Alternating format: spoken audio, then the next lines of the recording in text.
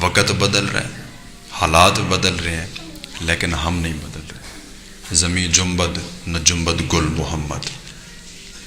اور ایک فارسی کا محاورہ ہے کہ زمین ہلے تو ہلے، وقت بدلنا ہے تو بدلے، زمانہ بدلنا ہے تو بدلے، ہم نے نہیں بدلنا، ہم نے ادھر ہی رہنا ہے اور ایسے ہی مر جانا ہے۔ اب ہمارا یہ جتنا مجمع بیٹھا ہوا ہے، اب ذرا اپنے احباب میں نظر دوڑائیں۔ پچھلے سال کتنا بندے تھے جو ہمارے ساتھ موجود تھے، جو یہ کہتے تھے کہ استاد جی روزہ نہیں رکھا جاتا، کیوں؟ یار کام بڑا کرنا ہوتا ہے، جھوٹ بولنا ہے، یہ کرنا ہے، وہ کرنا ہے۔ پھر یہ باتیں سن کے نا دل دکھتا ہے کہ یار یہ بندہ کیا کہہ رہا ہے، یہ کر کیا رہا ہے۔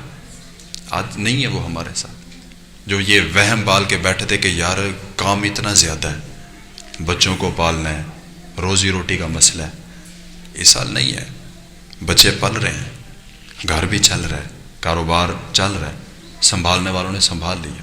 تیرا کیا بنا؟ پچھلے سال کئی سارے بندے تھے جو اس سال نہیں ہے، کیا بتا اگلے سال ہم بھی نہ ہوں۔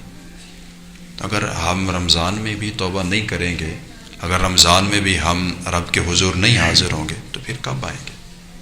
یہ تو ہمیں موقع ملا کہ گناہ کر لیا، معافی مانگ لو، گناہ کیے ہیں اب توبہ کر لو، نماز کی پابندی کرو، قرآن مجید کی تلاوت کو اپنی زندگی کا شعار بناؤ، جیسے رب تعالیٰ سے ڈرتے ہو، خوف زدہ ہوتے ہو، ایسے رہنا ہے۔ رمضان کے بعد بدلنا نہیں، ایسے رہنا۔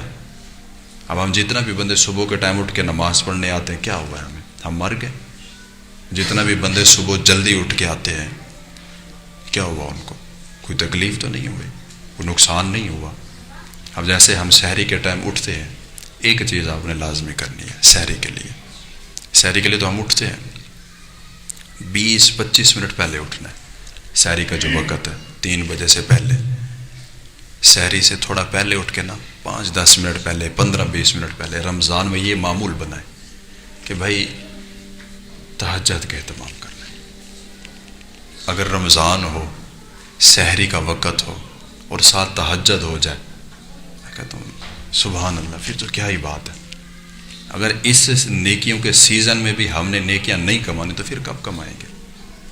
ایک روزے کی حالت میں جھوٹ نہیں بولنا، روزے کی حالت میں غصہ نہیں کرنا، روزے کی حالت میں فلمیں ڈرامے نہیں دیکھنے، گانے نہیں سننے، روزے کی حالت میں بد نگاہی نہیں کرنی، روزہ مکروہ ہو جاتا ہے۔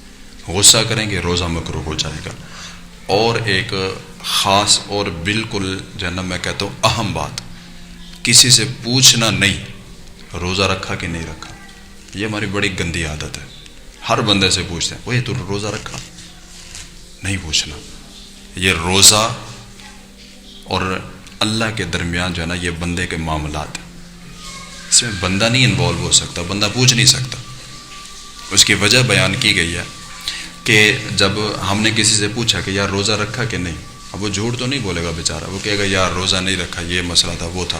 اب یہ ہم اس کے گناہ پہ جو ہے اس کے گواہ بن گئے۔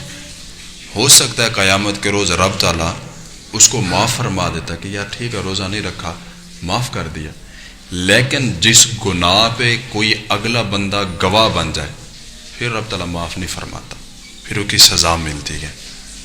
کسی نے روزہ رکھا ہے نہیں رکھا، وہ جس طرح آپ کے ساتھ پیش آ رہا ہے، آپ نے صرف وہی چیز دیکھنی ہے، پوچھنا نہیں کسی سے کتنا روزے رکھے، رکھا ہے نہیں رکھا، سحری کی ہے، افطاری کی ہے۔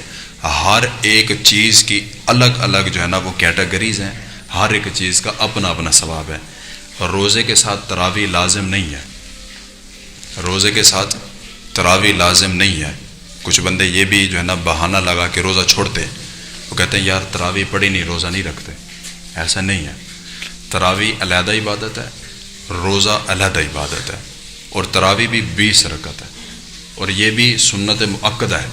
جو چھوڑے گا وہ گناہ کبیرہ کا مرتکب ہوگا۔ جس نے تراویح نہیں پڑھی وہ علیحدہ گناہ ہے، لیکن اسی کو عذر بنا کے روزہ نہ رکھنا یہ اس سے بڑا گناہ ہے۔ تراویح پڑھو نہ پڑھو وہ ایک علیحدہ ثواب ہے۔ یہ نہیں ہے کہ جس نے تراویح نہیں پڑھی وہ روزہ ہی نہ رکھے، یا یہ نہیں ہے جس نے روزہ رکھنا وہی تراویح پڑھے گا باقی نہیں۔ یہ علیحدہ علیحدہ چیزیں ہیں، یہ چھوٹے چھوٹے مسائل ہیں جن کو جو ہے نا ہم نے اپنے ذہن میں کچھ الٹ ہی بٹھا لیا، پھر اسی کے اوپر آپ اپنی زندگی کو چلا رہے ہیں۔ اس ماہ مقدس میں اہتمام کرنا ہے نیکیوں کا، عبادات کا، تہجد کا، نوافل کا، قرآن مجید کی تلاوت کا، اپنے آپ کو ہر ایک چیز سے پاک اور صاف بنا کے رکھنا ہے۔ پتہ نہیں اگلے سال ہمیں یہ موقع ملتا ہے کہ نہیں ملتا۔